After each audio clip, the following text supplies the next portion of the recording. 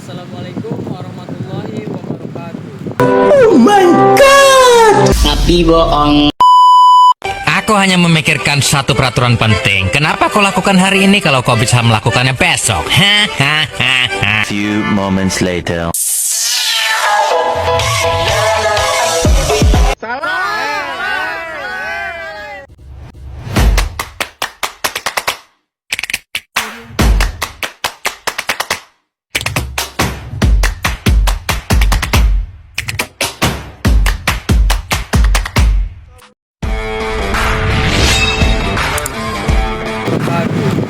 Alhamdulillahirabbil alamin wa bismillahirrahmanirrahim wa umuriya walim wa ala alihi wa sahbihi. Pertama yang terhormat yaitu selaku dosen pengampu mata kuliah hukum acara perdata itu Bapak Muhammad Irfan SHI MSy.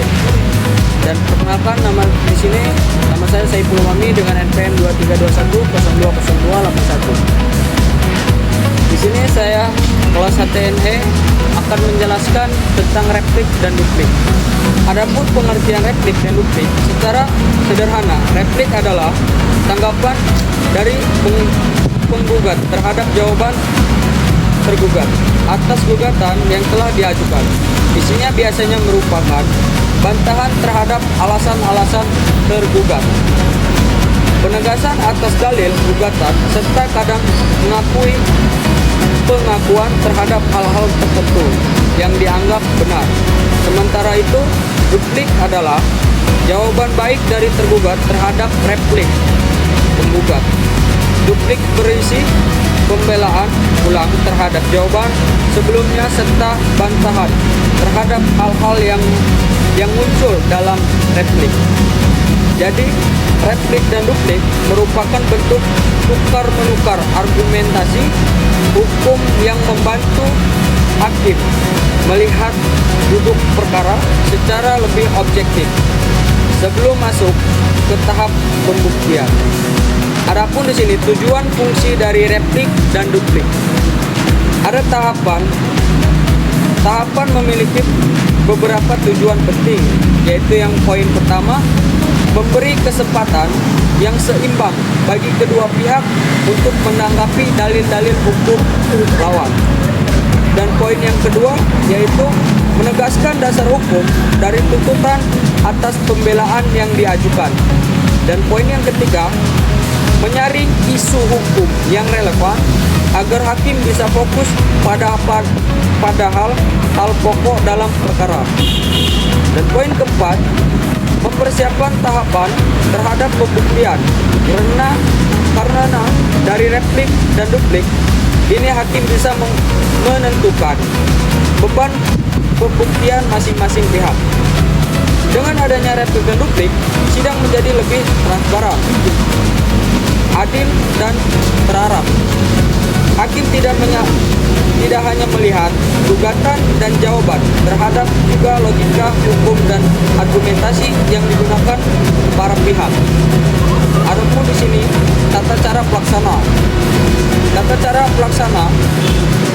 pelaksana replik dan duplik dilakukan setelah tergugat menyampaikan jawabannya. Biasanya hakim menjadwalkan sidang khusus untuk tahap ini. Prosesnya bisa dilakukan secara tertulis atau lisan, tergantung kebijakan majelis hakim dan kesepakatan kedua pihak. Secara umum, tahapannya seperti yang poin pertama, setelah tergugat memberi jawaban, penggugat menyampaikan replik. Yang poin kedua, lalu tergugat memberikan duplik sebagai tanggapan.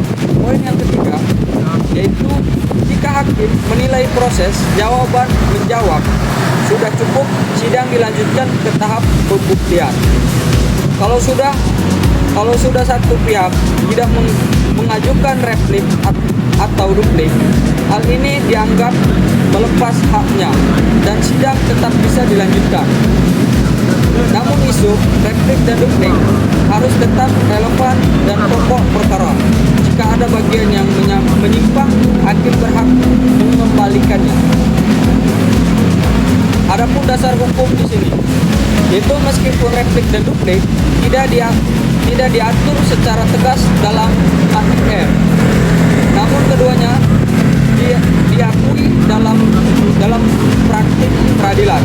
Beberapa pasal hukum antara lain yaitu yang pertama pasal 299 Undang-Undang Kepailitan dan PKPU yang menegaskan penggugat hukum acara perdata dalam peradilan niaga.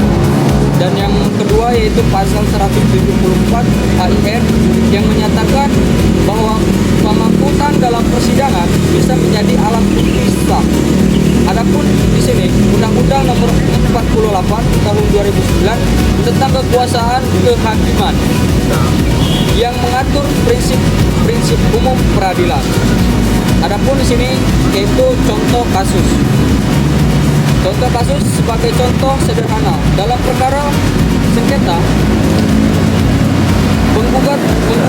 tergugat karena mengklaim lahan miliknya. Tergugat kemudian menjawab bahwa tanah tersebut telah dibeli secara sah. Lalu penggugat mengajukan replik untuk membantah dengan bukti sertifikat lama dan sertifikat pembelian. Setelah itu tergugat mengajukan duplik, mempertahankan jawabannya dan menolak bukti penggugat dengan bukti lain.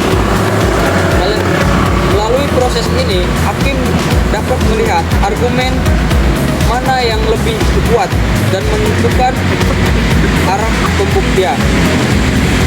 Adapun kesimpulan dari duplik dan replik ini yaitu dari pembahasan ini dapat disimpulkan bahwa replik dan duplik adalah tahapan penting dalam hukum acara perdata yang berfungsi memperjelas dalil hukum masing-masing pihak.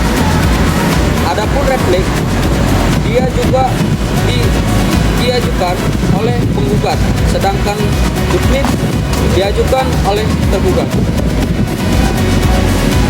Keduanya menjadi sarana untuk mewujudkan asas keadilan dan keseimbangan dalam proses persidangan. Selain itu, replik dan duplik membantu hakim dalam membentuk pertimbangan hukum atau ratio decidendi agar putusan yang dihasilkan benar-benar berlandasan keadilan. Melainkan tahapan ini, sistem peradilan Indonesia menunjukkan komitmennya terhadap keadilan prosedural, keterbukaan dan keseimbangan hak antara pihak. Begitu saja untuk materi yang saya jelaskan, yaitu dengan replik dan duplik.